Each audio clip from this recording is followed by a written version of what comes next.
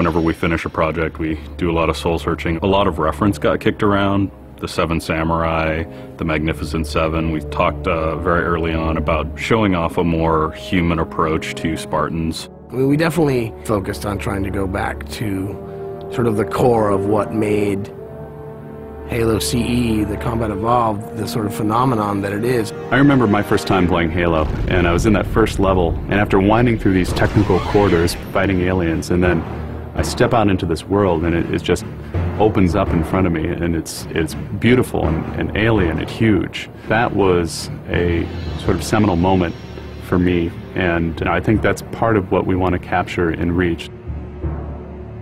Something that was core to the game at the beginning was that sense of wonder and exploration.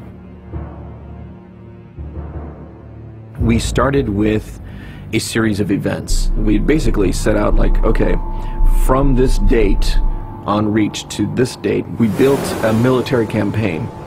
We all had a desire to really flesh out the backstory of what happened prior to Master Chief and Cortana even entering the picture. We knew there were other Spartans, and it just seemed like such a rich area to tell a character-driven story with new characters.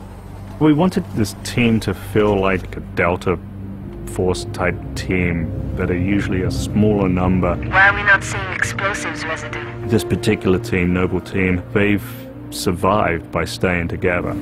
You're Noble 6, you're a replacement for a Spartan that's died. You're experiencing this story, boots in the mud. We looked at the story of Reach, and it was obviously a more intimate, character-driven story.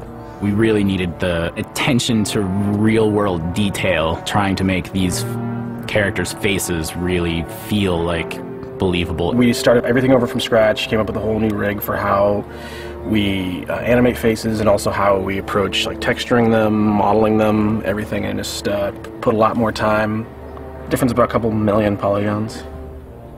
We absolutely want Reach to tell a human story, and that's going to require us to invest significantly into higher fidelity models, much more open environments, larger numbers of AI than ever before in a Halo game.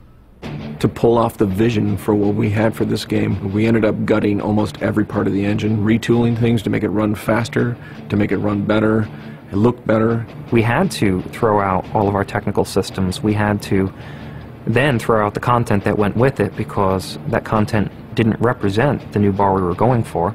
Copy that, on our way. Don't need command to tell me. Been on Earth half my life.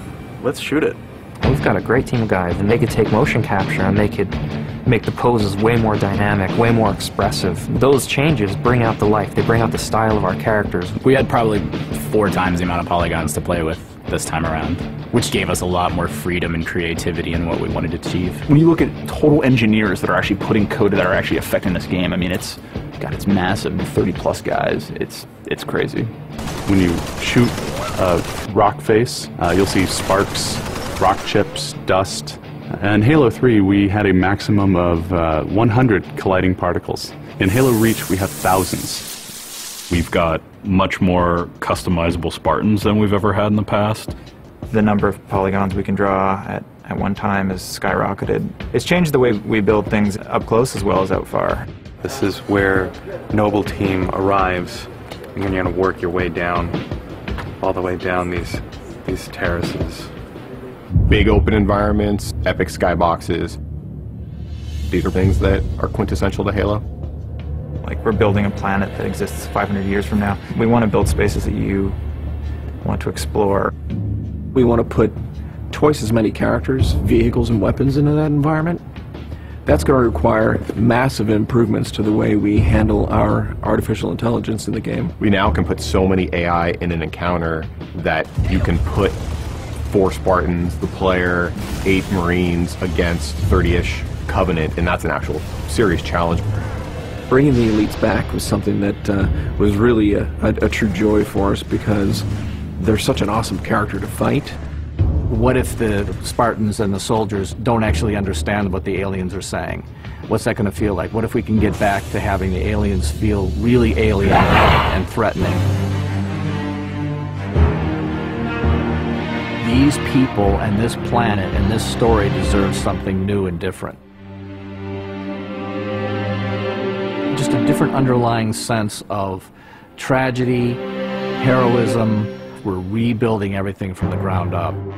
You have to walk this very fine balance. We want to add new things, but we don't want to rough up anybody's baby. I mean, that's the whole thing about the crazy sausage that is Bungie's Halo Reach ODST universe, is that we've sort of developed this gameplay that every person sort of has the different things about it that they like, and I still think that we still struggle to figure out exactly what, you know, like what can we add or remove without pissing off certain people of the population. We looked at the Halo 3 assault rifle, and it really does feel kind of dated. It fit the tech then, but now we have all of these new polygons to play with. We went to a lot of trouble to sort of ground the weapons and the vehicles more in this sort of more real, more gritty world. We refined a lot of the weapons to push them into their particular role, and that role is defined a lot by range and the range of combat that you're going to play. For instance, the DMR, which is a sort of medium to long range suppression marksman rifle.